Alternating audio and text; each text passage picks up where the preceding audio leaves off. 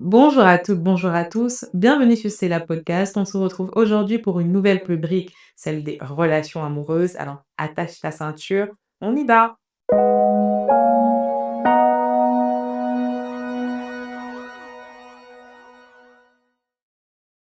Tout finira par passer, le monde finira par passer, les princes, les royaumes, les principautés, comme dit la Bible, mais la parole de Dieu, elle reste toujours fixe, elle reste éternelle.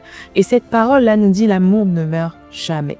Donc pourquoi est-ce que finalement dans les couples, l'amour finit par disparaître? Pourquoi est-ce que dans les mariages, l'amour finit par disparaître? Pourquoi est-ce que le bro qui te plaît aujourd'hui, ton crush que tu as aujourd'hui, en fait s'estompe au bout de 2, 3 mois? En fait, c'était pas de l'amour, c'est-à-dire que c'était autre chose que de l'amour. En tout cas, que de l'amour selon la pensée de Dieu. Moi, quand je discute avec certains frères de mon église, je leur demande est-ce que tu as déjà vu une sista? Est-ce qu'il y a une sista qui te tape à l'œil? Ou alors, qu'est-ce que tu visualises en fait chez la sista que tu veux? Et c'est dommage parce que la première réponse est souvent moi, je veux une sista qui sache cuisiner, qui sache bien faire à manger. Hein. Je veux manger comme un roi. Frère, assieds-toi 2 secondes. Donc, on va continuer dans notre podcast. Faut pas me tirer dessus. On va charger les sistas bientôt, mais non, pas pour le moment. Donc, ensuite, quand tu approches une fille, donc tu approches la sista, tu t'assures que tu es propre sur toi, tu t'assures que ton haleine est fraîche, très fraîche. Et quand tu abordes la sista, surtout pour mes frères chrétiens, qu'est-ce que tu dis à la sœur? Qu'est-ce que tu dis à la sœur? Oui, tu es chrétien, tu es assis dans la parole, tu es bâti dans la parole. Amen, je rends gloire à Dieu pour ta vie. Mais c'est pas tout. C'est pas tout. Quels sont les sujets de conversation que tu as avec la sœur?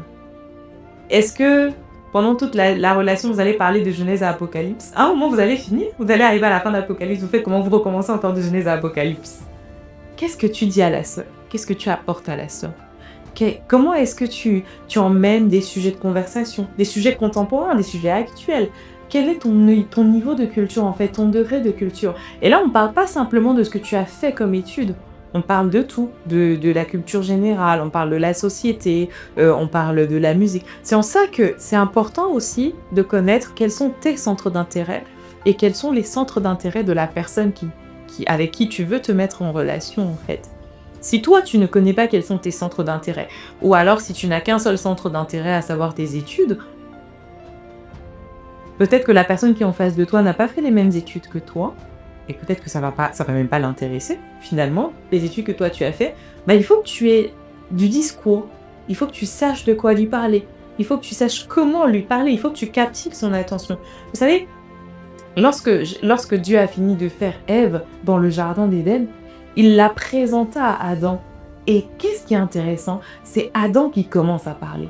Il dit, waouh, voici vraiment la femme faite pour moi, chair de ma chair, os de mes os. Il commence à courtiser la dame. Il était poète. Le gars, c'était un poète. Donc, il te donne les phrases où tu tonnes, tu commences à rougir. Hein. Mais si tu arrives devant la sœur et puis tu dis, ah, le Seigneur m'a dit, c'est toi ma femme. Papa, ça ne fonctionne pas. Ça ne veut pas fonctionner. Il faut être un poète. Adam a commencé à être un poète. Adam a commencé à dire un peu des phrases, à donner des phrases à Ève au point. Ève me marvouille à dire. Je me mets à la place de Ève. Hein. Vraiment, je pense que j'aurais rougi un peu plus que ce que je suis en train de faire maintenant. Donc, il faut avoir de la conversation. Regarde Salomon. Salomon était sage, effectivement, mais Salomon a connu plusieurs femmes. Salomon a eu plusieurs femmes et quasiment 1000 concubines. Mais Salomon savait comment leur parler. Au-delà du fait que Salomon était roi, Salomon avait du discours. Salomon savait comment les courtiser. Donc, confrère, cherche d'autres centres d'intérêt. Aie d'autres centres d'intérêt. Cultive-toi afin de captiver aussi la sœur que tu as en face de toi. Et plus tu as du discours, plus tu peux diversifier tes centres d'intérêt, et plus tu verras aussi, tu vas l'intéresser. Elle va se dire, ah, mais ce gars-là, il a de la culture, ce gars-là, il sait un peu de quoi il parle, ce gars-là, il est intéressant. Petite anecdote, moi, quand j'ai rencontré mon mari, on s'est rencontrés à l'église, hein, bien sûr, mais quand je l'ai rencontré et qu'on a échangé, on a commencé à échanger, il me semble qu'au début, on n'a même pas parlé de la Bible, on n'a pas parlé de la foi, on n'a pas parlé de Dieu, on parlait de tout et de n'importe quoi. Mais je ne pouvais pas me lasser d'écouter ce qu'il me disait parce qu'en fait, c'était tellement captivant. je me disais, ah, mais ce gars-là, il a de la culture, hein. En plus, il n'est pas comme tous les autres gars qui savent pas trop quoi te dire ou qui sont tout le temps sur leur téléphone, etc. Il avait de la culture. Et c'est ce qui m'a aussi intéressée. C'est pour ça que je me suis dit, mais c'est qui lui? J'ai envie d'apprendre à un peu plus le connaître. C'est pour ça que quand il m'écrivait, ça m'intéressait, les sujets m'intéressaient. Et donc, on continuait à s'écrire. Et la relation, comme ça, a continué à grandir petit à petit.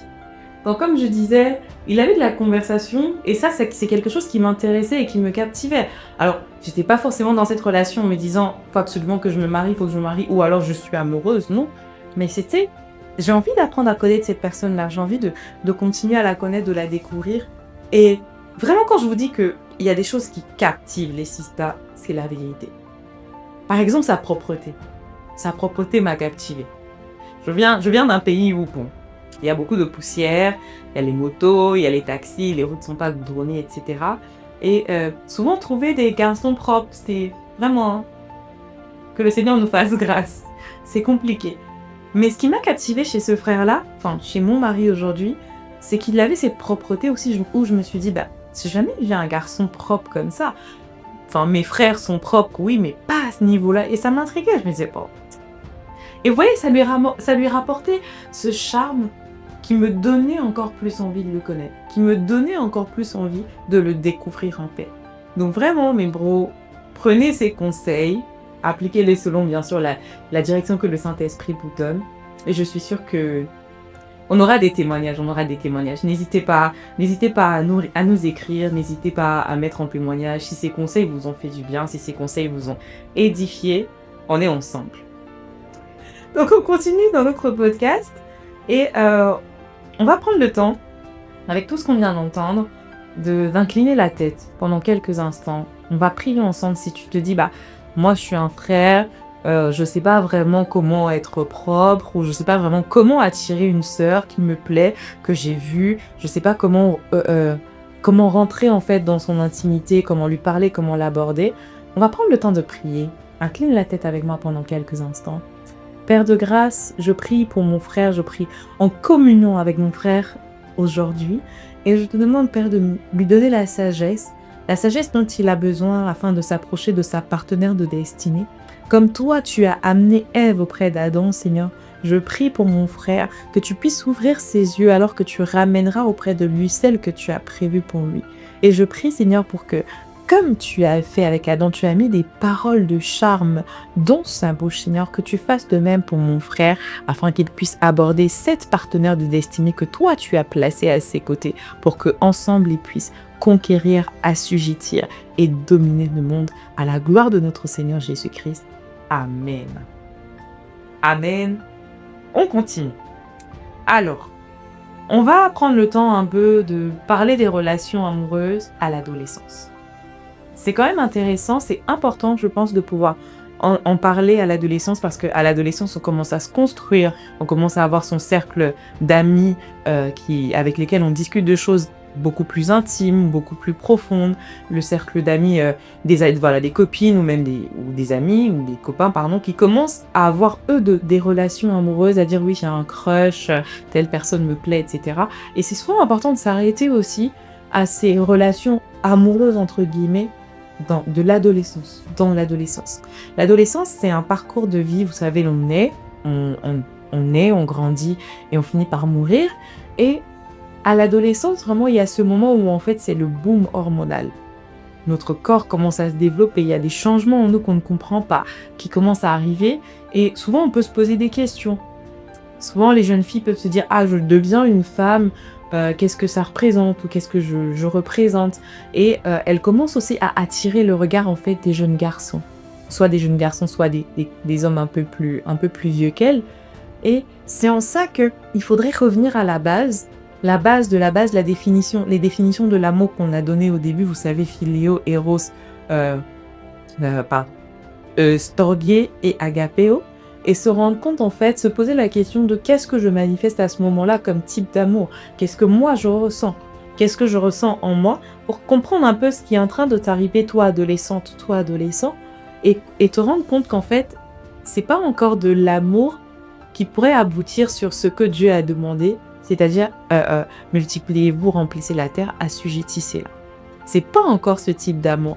C'est simplement votre corps qui commence à se préparer à manifester un type particulier d'amour qui, lui, est censé grandir plus tard, qui est censé aller jusqu'à l'accomplissement de ce que Dieu attend de vous, de ce que Dieu vous demande. Alors, on va regarder un peu ce que Ecclésiaste nous dit.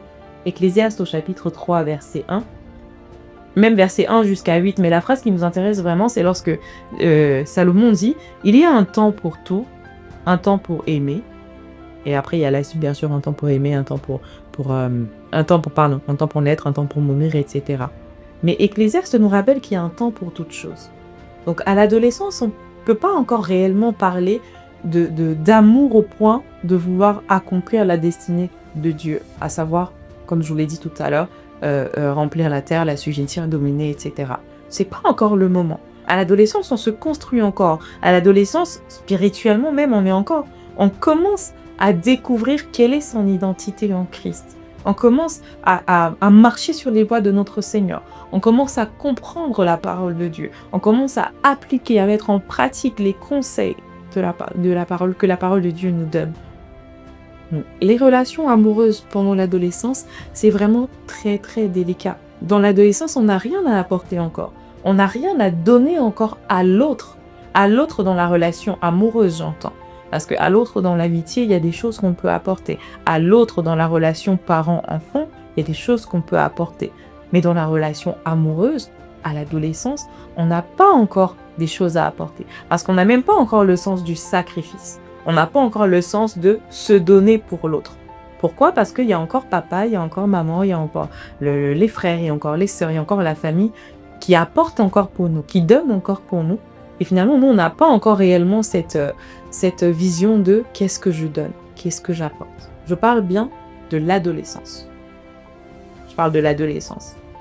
Et autre chose importante que nous dit Paul dans 1 Corinthiens 6 au verset 18, il dit « Fuyez l'impudicité, tout autre péché qu'un homme commet est hors du corps, mais celui qui se livre à l'immoralité sexuelle pêche contre son propre corps. » Pourquoi est-ce qu'on va aborder ce verset ici?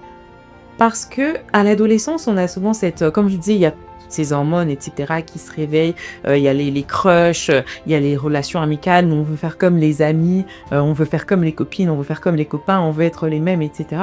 Mais toi, chrétien, ou alors toi qui aspires à marcher selon les voies de Dieu, ou alors toi qui ressens cet appel dans ton cœur actuellement, qui est adolescent, regarde ce que Paul te dit. Paul te dit de fuir l'impudicité.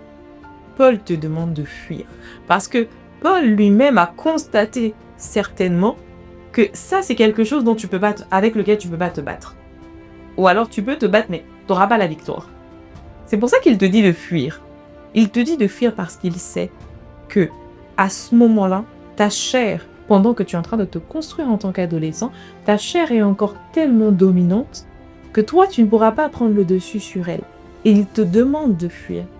Alors, on ne te dit pas non, je vais faire comme les copains, je vais faire comme les copines, je vais avoir mon crush, je vais avoir ma petite amie, je vais avoir mon cœur, etc. C'est pas le moment, en fait. Tu peux avoir des amis, effectivement.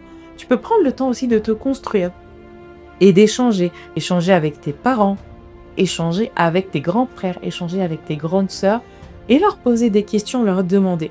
Tu peux prendre ce temps aussi de l'adolescence pour te construire spirituellement, pour bâtir ta relation avec le Saint-Esprit, qui finalement est celui qui ne te quittera jamais, qui sera avec toi jusqu'à la fin. Parce que Jésus, en partant, a dit à ses disciples, « Je serai avec vous tous les jours, jusqu'à la fin du monde. » Il ne parlait pas d'être avec eux physiquement, mais il parlait d'être avec eux spirituellement au travers du Saint-Esprit.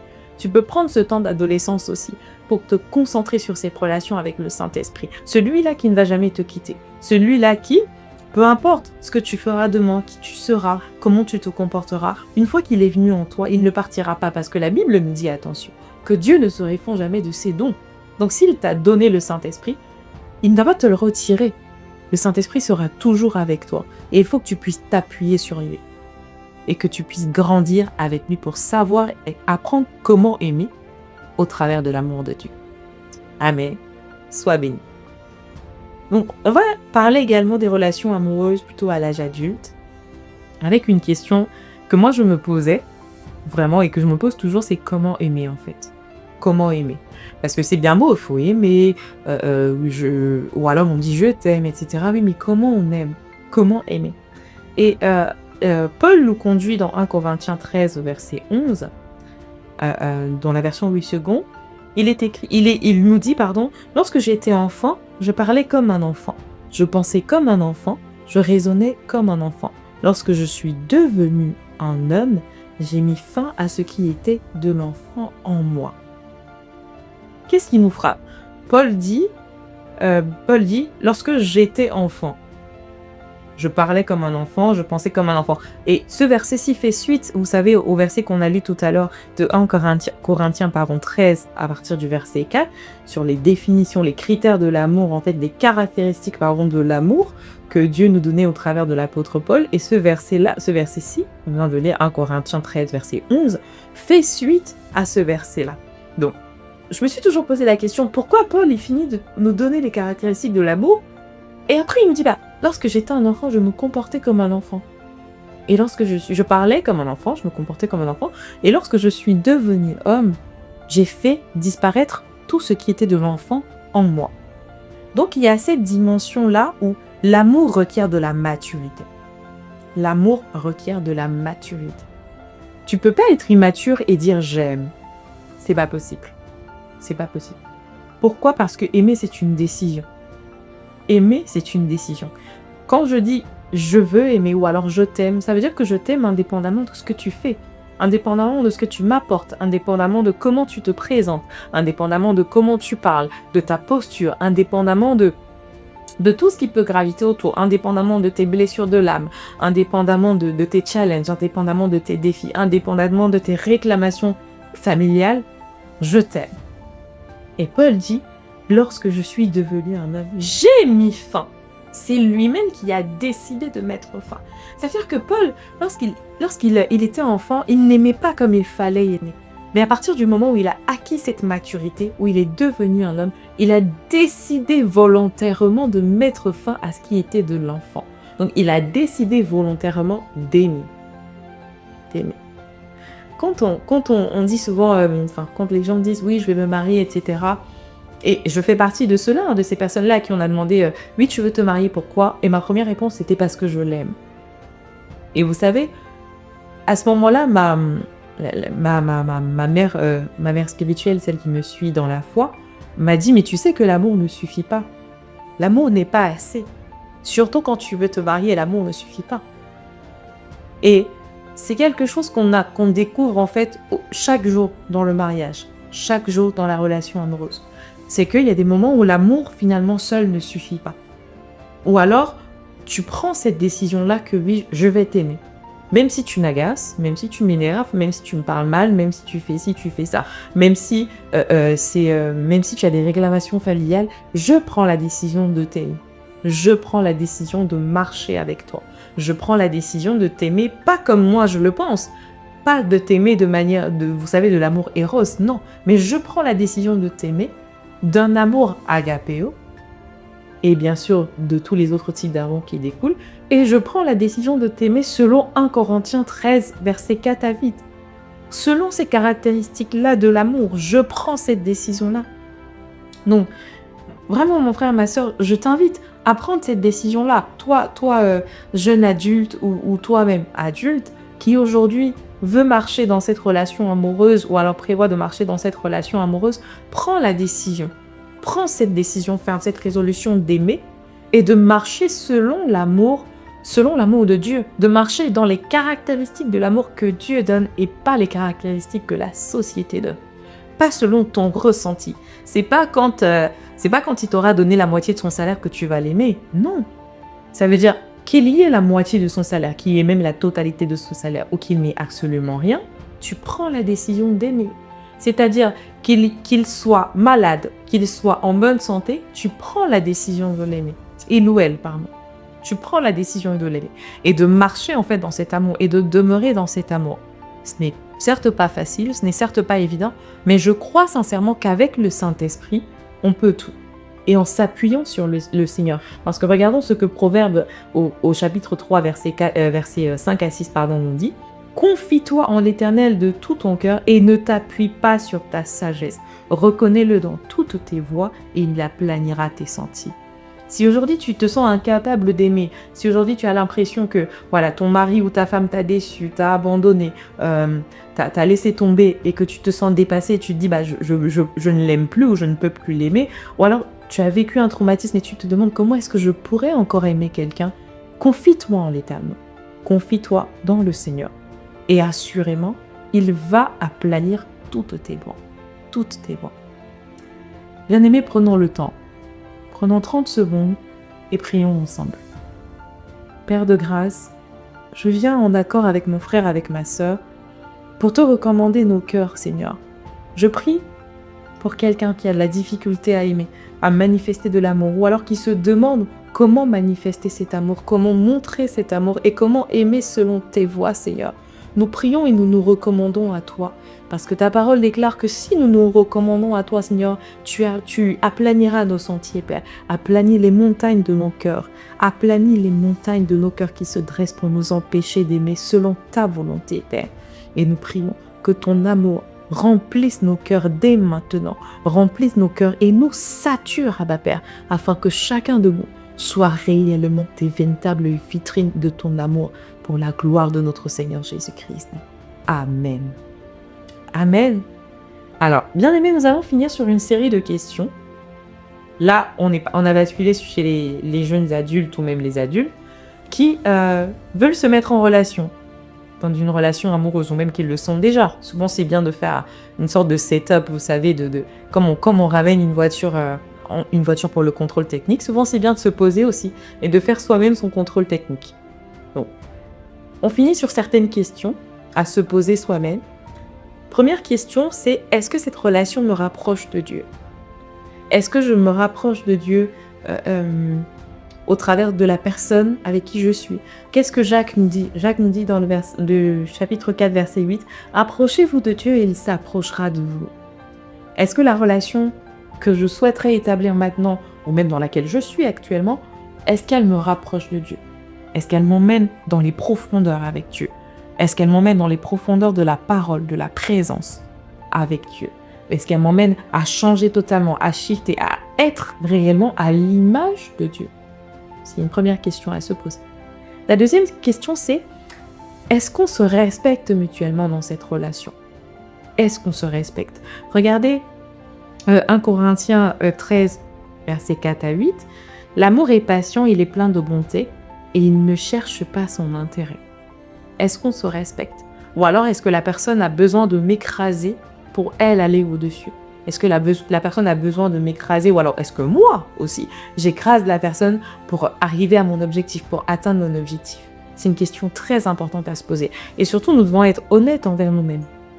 Est-ce que réellement j'apporte quelque chose de bien? Est-ce que je respecte mon partenaire ou ma partenaire? Troisième question, est-ce que cette relation me fait grandir? Est-ce que lorsque je suis avec cette personne, je grandis spirituellement, financièrement? Bon, physiquement, c'était déjà à un certain âge, bon, tout est grâce. Est-ce que je grandis émotionnellement? Pose-toi ces questions, demande-toi, est-ce que j'arrive à aimer comme Dieu aime? Est-ce que j'arrive à approfondir ma relation avec Dieu? Est-ce que j'arrive à devenir une meilleure personne, à donner la meilleure version de moi-même? Pose-toi ces questions. Et pour une autre question, est-ce que mes priorités sont réellement à leur place dans cette relation? Matthieu 6, 33 nous dit « Cherchez d'abord le royaume de Dieu et sa justice, et tout le reste vous sera donné par-dessus tout. » On a tous des priorités. Ça peut être la famille, ça peut être le travail, ça peut être les amis, ça peut être nos projets, etc. Mais là, j'aimerais particulièrement m'adresser à quelqu'un qui n'est pas encore marié ou qui n'est pas encore dans dans un processus où voilà, on a dit oui devant Dieu et devant les hommes. C'est est-ce que cette relation-là me permet de garder mes priorités à leur place? Est-ce qu'elle me permet? Alors, effectivement, dans une relation, souvent on est amené à faire des changements, à faire des shifts, oui. Mais quelles sont les priorités? Tu es un jeune adulte, une jeune adulte, et tu es encore étudiant. Ta priorité à ce moment-là, ce sont tes études. Est-ce que les études sont encore ta priorité? Est-ce que le fait de valider ton diplôme, d'avoir un travail reste encore ta priorité? Ou est-ce que ta priorité, elle devient faire le bonheur de l'autre? Parce que si ta priorité, elle change, pose-toi des questions sur cette relation-là. Si finalement tu finis par toi t'effacer, effacer tes objectifs, effacer tes projets pour l'autre, mettre l'autre en avant alors que vous n'êtes pas encore marié, pose-toi des questions. Et pour finir, une question qui est tout aussi importante, c'est est-ce que j'ai demandé la direction, la volonté de Dieu? Proverbe 3, 5, 6 qu'on venait de lire, c'est confie-toi en l'Éternel et ne t'appuie pas sur ta propre sagesse. Reconnais-le dans toutes tes voies et il aplanira tes sentiers. Est-ce que tu as demandé la volonté de Dieu? Est-ce que tu as gardé les yeux fixés sur Dieu? Est-ce que tu as demandé à Dieu, est-ce que cette personne qui est venue vers moi est réellement mon partenaire, ma partenaire de destinée? Et si oui, Seigneur, est-ce que cette personne-là est-ce que c'est la saison? Est-ce que c'est le bon moment?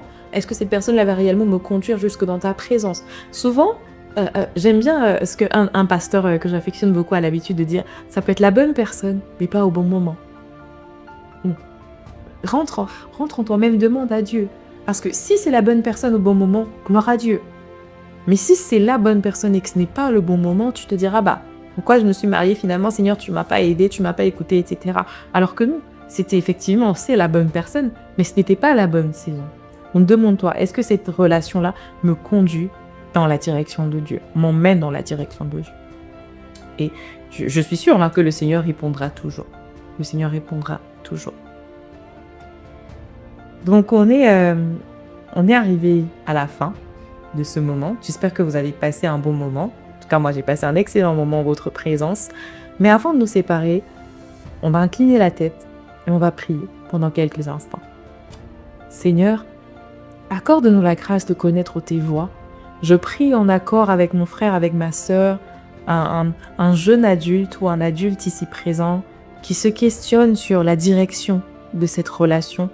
Père, je prie pour que tu ouvres ses yeux et que tu la conduises, que tu le conduises sur la bonne voie que toi tu as prédestinée pour lui, que tu as prédestinée pour elle, pour la gloire de notre Seigneur Jésus. Amen.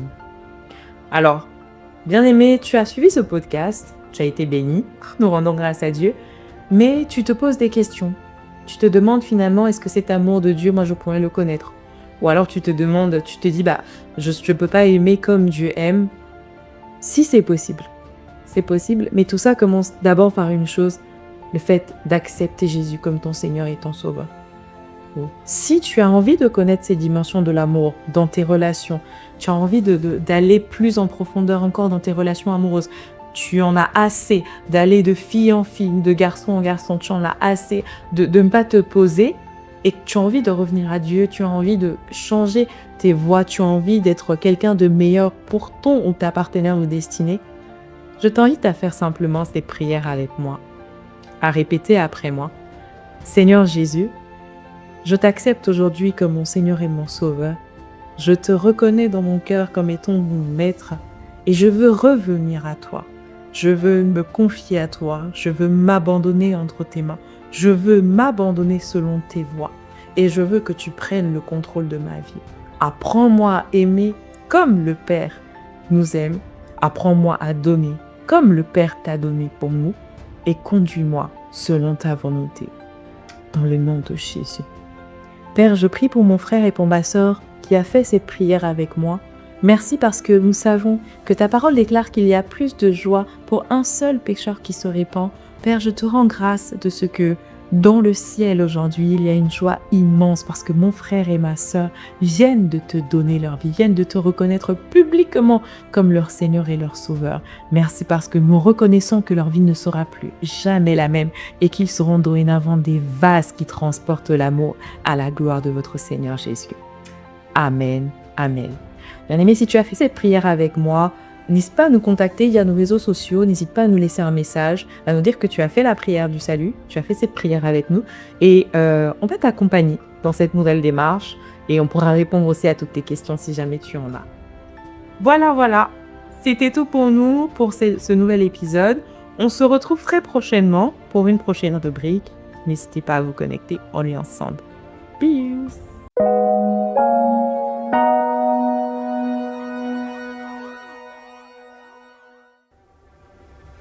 Ok, moi j'ai une question à te poser. Dis-moi. Une question que je vois souvent dans les églises. Donc, tu es à l'église avec ton ex et de surcroît, vous servez dans le même département. Dans ce cas, quelle attitude avoir? Comment est-ce que je peux me comporter si moi je me mets dans la peau de cette personne? Comment est-ce qu'il faut que je me comporte?